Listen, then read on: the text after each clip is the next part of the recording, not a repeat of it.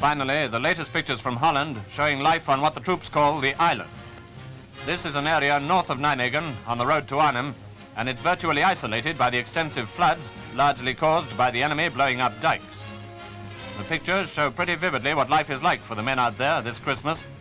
The troops mostly live in evacuated farmhouses, and movement is obviously very restricted.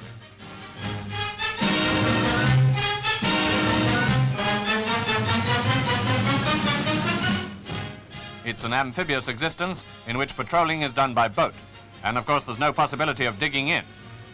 Depressing enough by any standard, war under these conditions is certainly an object lesson to anyone who feels inclined to complain here at home. Here's wishing every one of them the best of luck in battles yet to come. May their chance of speedy victory rise as the floodwaters recede from the island.